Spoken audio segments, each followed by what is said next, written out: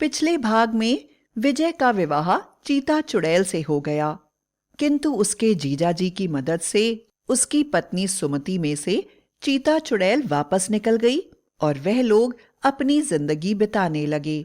अब आगे। सुमिता बड़ी ही होनहार लड़की थी और विजय का बड़ा ही ध्यान रखती थी। 15 दिन हंसी खुशी बीत गए।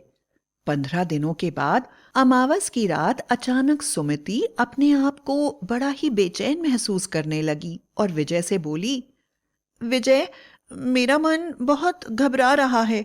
क्या तुम मुझे ताजी हवा खिलाने जंगल की तरफ ले चलोगे? सुमति का हाल देखकर विजय उसे लेकर जंगल की तरफ चल पड़ा। जंगल के कुछ अंदर जाते ही सुमति विजय से बोली, बहुत थके हुए लग रहे हो, तुम यहाँ पेड़ के नीचे बैठकर आराम करो। मैं जंगल के चप्पे चप्पे को जानती हूँ और 5 मिनट में इधर उधर ताजी हवा में घूमकर वापस आ जाती हूँ। विजय पूरे दिन काम करने के बाद सचमुच काफी थकान महसूस कर रहा था। वह एक पेड़ के नीचे बैठ गया और सुमति जंगल के अंदर की तरफ चली गई। कुछ मिनटों के बाद ही विजय को किसी भयंकर जंगली जानवर के गुर्राने की आवाज आने लगी, जिसे सुनकर विजय बड़ा ही परेशान हो गया और वह सोचने लगा, सुमति अकेले जंगल में घूम रही है, कहीं किसी जंगली जानवर का शिकार न बन जाए। वह जोर से बोला, सुमति, सुमति, तुम कहाँ हो?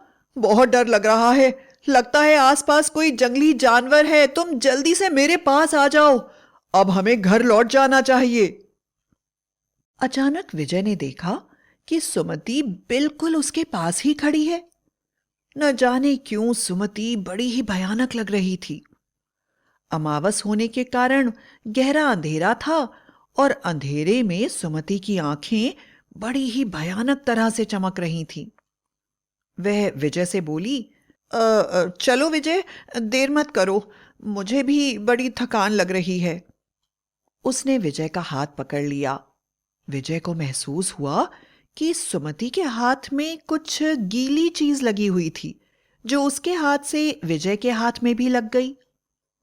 तभी सुमति बोली, विजय, तुम बहुत अच्छे हो, मैं तुम्हें पाकर बहुत खुश हूं। मुझे पूरा विश्वास है कि तुम मुझे कभी नहीं छोड़ोगे। मैं सारी जिंदगी तुम्हारे प्यार के साथ बिता देना चाहती हूं।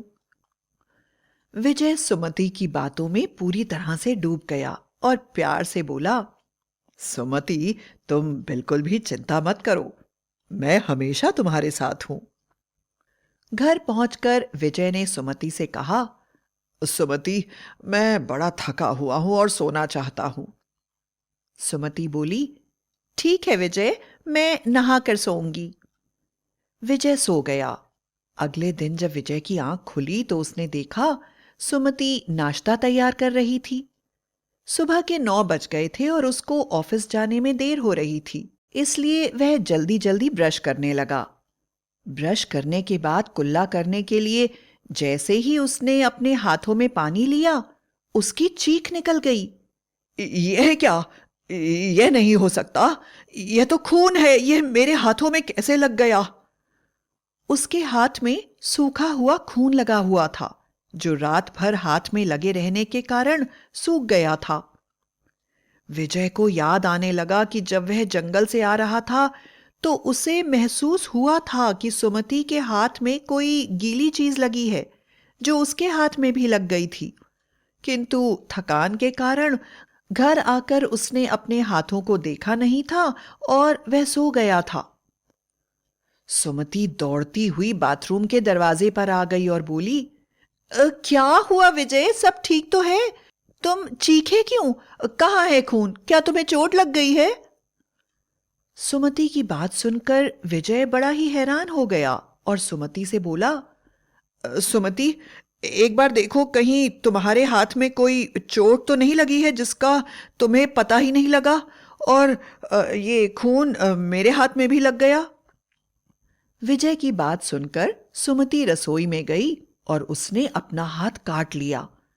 फिर भयंकर मुस्कुराहट के साथ बोली, हाँ विजय, तुम सच ही तो कह रहे हो, सचमुच कल जंगल में मेरे हाथ में चोट लग गई थी।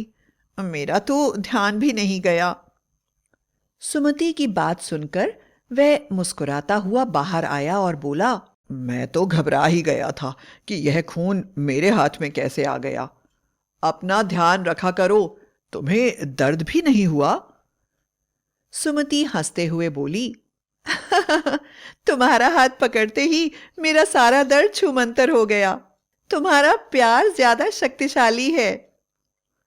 सुमति उसे नाश्ता देते हुए बोली, विजय, तुम्हें आलू के पराठे बहुत अच्छे लगते हैं ना? खाओ। जब सुमति विजय को पराठे दे रही थी तो विजय ने ध्यान दिया कि सुमति के सीधे हाथ की हथेली में एक ताजा जख्म था, जो देखने में ऐसा महसूस हो रहा था जैसे अभी अभी कटा हो। जख्म की तरफ देखते हुए विजय बोला, अच्छा, काफी गहरा कट गया है। मुझे देर हो रही है इसलिए मैं तो निकल रहा हूं, लेकिन तुम अपनी पट्टी जरूर करवा लेना वरना इन्फेक्शन हो सकता है। सुमति हंसते हुए बोली, अरे बाबा, तुम ऑफिस जाओ, मैं वैद्य जी से कहकर पट्टी करवाती हूं। विजय बोला, नहीं, मैं जाते जाते वैद्य से कहता जाऊंगा, वह आकर तुम्हारी पट्टी बांध देंगे। विजय रास्ते में सुमति के बारे में सोचने लगा। वह सोच रहा था कि सुमति उसका कितना ध्यान रखती है।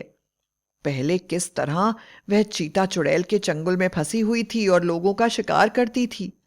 उसका जीवन कितना नर्क बन गया था।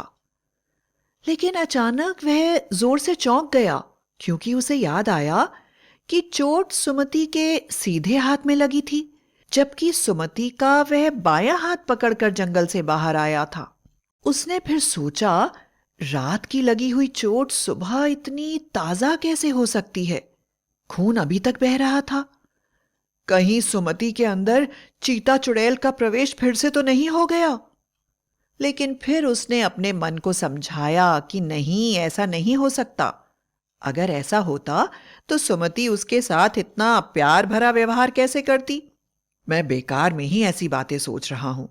हो सकता है वह मेरी दाईं तरफ ही हो। दूसरी तरफ विजय के जाते ही सुमति अपने असली रूप में आ गई।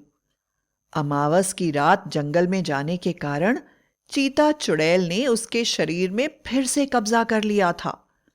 उसे याद आने लगा कि किस तरह उसने अपने रक्त की प्यास को बुझाने के लिए एक खरगोश को पकड़कर कच्चा ही खा लिया था, जिसका खून उसके हाथों पर लग गया था। अभी वह यह सब सोच ही रही थी कि दरवाजे पर जोर जोर से खटखट होने लगी। जब उसने दरवाजा खोला तो सामने वैद्य जी खड़े थे। वैद्य जी बोले, अरे बेटी, विजय बता रहा था कि तुम्हारा हाथ कट गया है। मैं दवाई लेकर आया हूं, लाओ मैं तुम्हें पट्टी बांध देता हूं। और उन्होंने सुमति के हाथ में दवाई लगाकर पट्टी बांधी। लेकिन उन्हें देखकर सुमति के अंदर की चीता चुड़ैल बेचैन होने लगी और उसने वैद्य को अपना शिकार बनाने की सोची और देखते ही देखते वह चीते के रूप में परिवर्तित हो गई। उसको चीता बनता देखकर वैद्य बुरी तरह से डर गए, लेकिन सुमति ने उनके ऊपर कोई दया नहीं करी और अपने भयंकर दांतों और पंजों से उनके शरीर को चीर दिया और उनकी आंतें बाहर निकाल दी और अपनी जीभ से उनके शरीर का पूरा खून चाट गई। इसके बाद सुमति ने वैद्य के शरीर के बचे हुए टुकड़ों को अपने कपड़ों के बक्से में रख दिया और सारे खून को साफ कर दिया। शाम को जब विजय वापस आया तो सुमति हंसते हुए उसे मिली। सुमति और भी ज्यादा स्वस्थ और खूबसूरत नजर आ रही थी। उसकी आंखों की चमक बढ़ गई थी। उसके व्यवहार में विजय को कुछ अजीब सा बदलाव नजर आ रहा था। अचानक विजय ने देखा कि दीवार पर एक छिपकली घूम रही है। वह बोला, मुझे इन छिपकलियों से सख्त नफरत है, न जाने क्यों ये घर में चली आती हैं।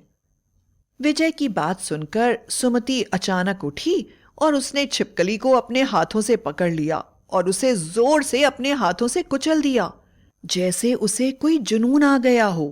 वह बड़ी खूंखार नजर आ रही थी। विजय ने फिर अपने आप को समझाया कि उसे अपनी पत्नी के बारे में ऐसा नहीं सोचना चाहिए। सुमति तो उसे बहुत प्यार करती है। इसके बाद वह नहाने चला गया और सुमति रसोई में खाना बनाने लगी। विजय को अपना तौलिया कहीं दिखाई नहीं दे रहा था, तो उसने सोचा क्यों न वह बक्से से तौलिया निकाल ले। उसने जैसे ही बक्सा खोला, बक्से में उसे वैद्य जी का सिर और उसके पास उनके शरीर के दूसरे छोटे छोटे टुकड़े रखे हुए दिखाई दिए। वह बुरी तरह से कांपने लगा। उसने बक्सा बंद कर दिया। आगे क्या हुआ, यह जानने के लिए अगले भाग का इंतजार करें।